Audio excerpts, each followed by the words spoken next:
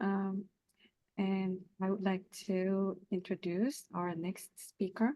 Uh, all the questions will be answered at the panel discussion session.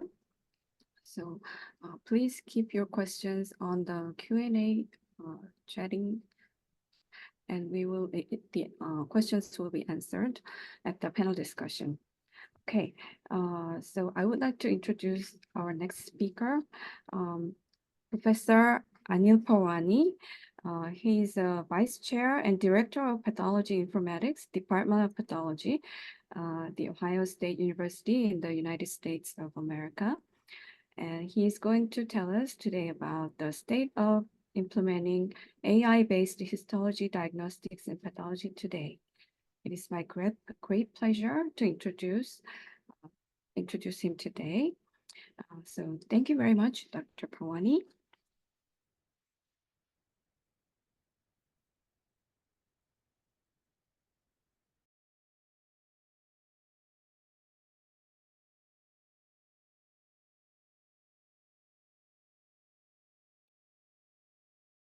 Hello, everyone.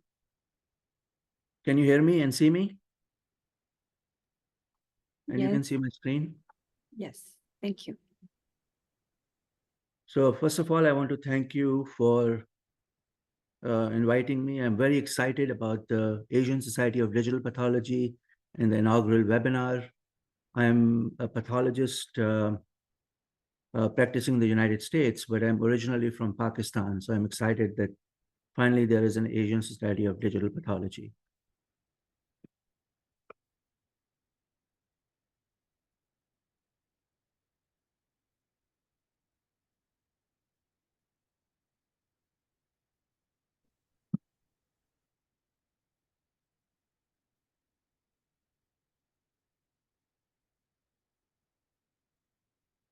So today I would like to share with you the state of implementing AI-based histology diagnosis and where are we in that.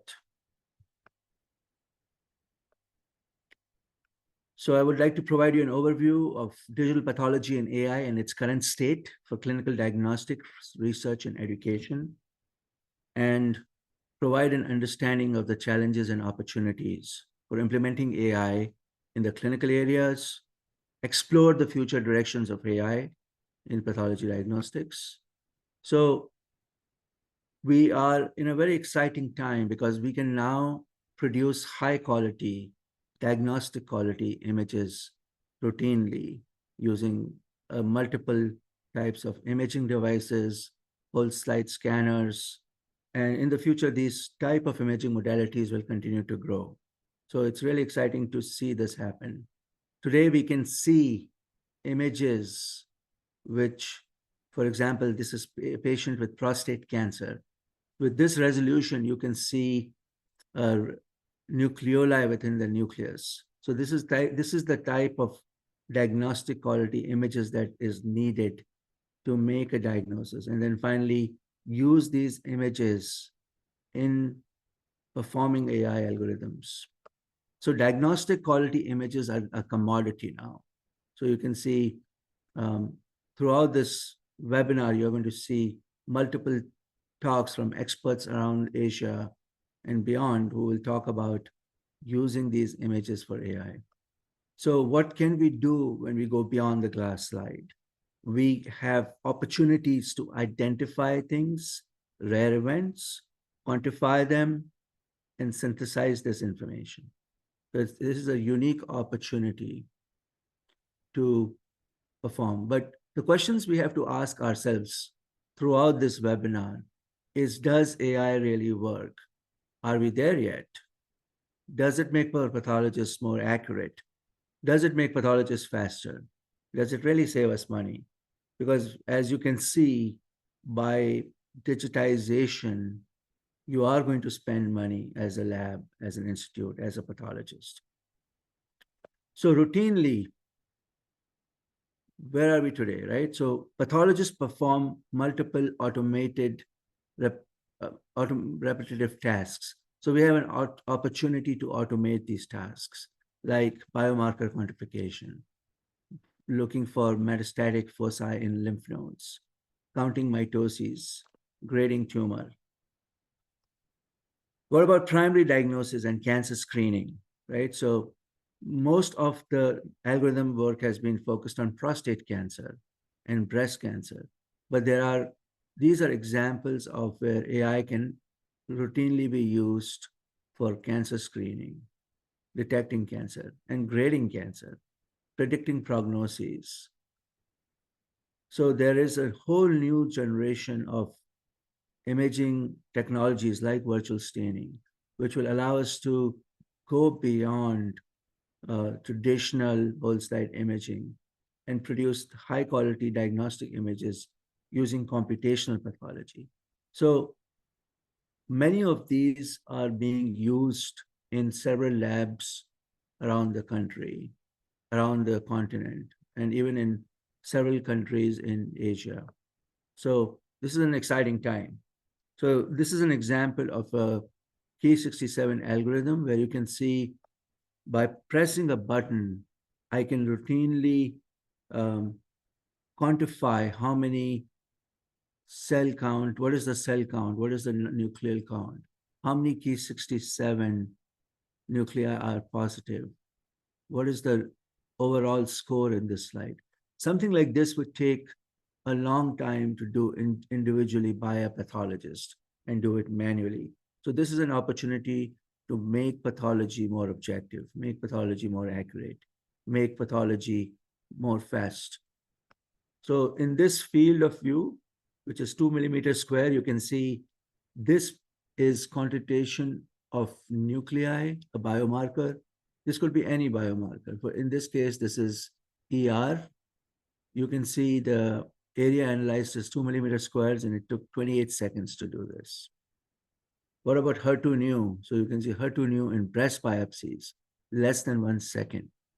And there are opportunities to choose regions of interest, so-called hotspots, or even try to quantitate the entire image. What about cytology? This is an example of biomarker quantification in cytology. So on the left-hand side, you have a panel where you can select which algorithm to choose from, press a button, and the computer will start processing the image and providing you the quantitation. So automated biomarker analysis for clinical diagnostics allows you to focus on regions of interest and score them, provide objective answers every time. Like in this case, there are 36 3 plus nuclei, as you can see in this highlighted region.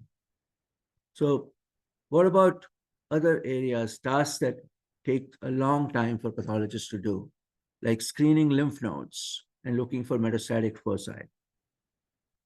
So this is an example of an AI app which is launched. It allows you to screen a lymph node that a pathologist would normally routinely review on their own. In this case, the AI has highlighted the cancer and identified areas of interest, like in this case, a rare focus of isolated tumor cells, which you can see here. So this is really uh, has a potential to save time and also potentially increase the quality of your diagnoses. So as a pathologist, I'm excited to have access to these type of tools now, which I never did have before. So what are some of the false positives which can be uh, which can cause problems for AI algorithms? So in this case, in this study that we did, you can see histiocytes were problematic, crushed materials were problematic, germinal centers were problematic. So blood vessels, like you can see here, were problematic. What about lymphocyte aggregates, nerves, and even contaminated epithelium? But as these systems mature, as these algorithms mature, they're getting better, they're getting more accurate, less false positives, less false negatives. Other areas in surgical pathology is cancer screening, which we routinely do. Today, we have several algorithms that are available commercially or even built by computational pathologists as an aid for surgical pathology diagnoses. So prostate cancer is one of a most frequently built algorithm. Many companies have worked on it. And in the United States, there is one algorithm which is approved by the FDA. And for the first time, there is a billing code now available for prostate cancer or for AI-based algorithm, which is still a non uh, it's a code which is for research use only. You do not generate revenue from that code, but I expect in the future these codes will allow us to generate revenue, bill the patients for this AI-based work. So this is an example of a prostate cancer screening tool, which is called INIFY. So what does AI-based diagnosis do for prostate cancer or for any other cancer? It can be used in the pre-sign out state, it can be used during sign out, or it can be used post sign out. In the pre-sign out stage, it can be used as a screening tool where you can find areas of cancer and quantitate it and grade it. It can be used in real time as a digital assist or tool, primary diagnosis without supervision or with supervision, and results could be automatically dropped into your electronic medical record. As a post signer tool, it would allow you to look at the cases that you sign out and make sure there were no errors made. So it really improves the quality of your diagnosis. And also, you can apply predictive risk stratification tools on top of that to allow for this. So this is an example of the uh, FDA approved page prostate detects tool where the computer is detecting it. You have a work list of cases, and the computer has identified the regions of which cases which are positive or negative or suspicious. And you can flag those cases, pull them up on this monitor, and start reviewing them. Most of these algorithms create heat maps, which can be turned on and off for sign out. For example, in this case, you can see here the computer is, you can turn it on and turn it off. This is an example of a prostate cancer with perineural invasion. And again, the AI tool can help identify this. This is an example of a patient with breast cancer, and AI tool has identified the cancer and created heat maps. In this study, we found AI identified a introductory carcinoma that was missed on the microscope by the pathologist. What about looking for invasive ductal carcinoma? What about microcalcifications? So all these are examples of routine algorithms that are starting to make their way into the pathologist toolkit for the future. So this is a H&E slide. Here you can see the red areas are invasive cancer. And you can go and highlight that area, look at it in greater detail, and you can see the red area is indeed cancer. So what this heat map shows you the highest probability of cancer in that region of interest. So this is really, really exciting to see. Here you can see intralobular cancer, invasive lobular cancer versus invasive ductal cancer can be distinguished with the red versus blue. What about counting mitosis? This is an algorithm which is automatically looking for mitosis in a field of interest, tagging those mitoses, identifying, highlighting them, and quantitating them. So this type of tools are making their way to the pathologist. And again, not all labs have all the algorithms, but it's a journey where some labs have already started to experiment with them. What about other areas where surgical pathology or even pathology can be benefited? by AI. So we routinely scan slides now and index them and label them and annotate them. But what about searching for images which are already in the database, looking for similar cases? So in this case, the query image is a subependymoma, and the AI algorithm successfully identified a similar tumor. This is a study we did where the input image was a renal cell carcinoma, and we asked the computer to identify similar clear cell carcinomas or chromophobe carcinomas or papillary renal cell carcinomas. So you can see these type of algorithms will be very, very useful for education, for research, and even for clinical diagnostics, where you might find an area um, that you want to quantitate, you want to classify treatment changes, you want to identify how much of the patient's tissue and tumor was benefited by the treatment, how much was it necrotic, and so on. So it's interesting to me that we are talking about AI and artificial intelligence versus real intelligence. Artificial intelligence is task oriented, and you're talking about a single algorithm per task. For example, the things that I showed you, biomarker quantification, lymph node mets, mitosis count, tumor grading, or real intelligence, which is experience based, knowledge based, integration of multiple types of data, not just image based data, and it's context based. So with experience, the human brain can be far more superior to this. But today we can outsource some of those tasks to AI. So this is an example of a case of patient who had two biopsy cores. One of them showed prostate cancer. The other one also was signed out as prostate cancer. I signed this case out. I called both of these prostate cancer. But when I looked at this one, I thought maybe this looks like colon cancer or rectal cancer. So I went back into the patient's chart. I reviewed it, and there was a history of rectal bleeding, and the patient refused endoscopy because it was very expensive for them. So I went back, I used my human intelligence to perform immunostains, and I was able to change the diagnosis. I was able to amend the report.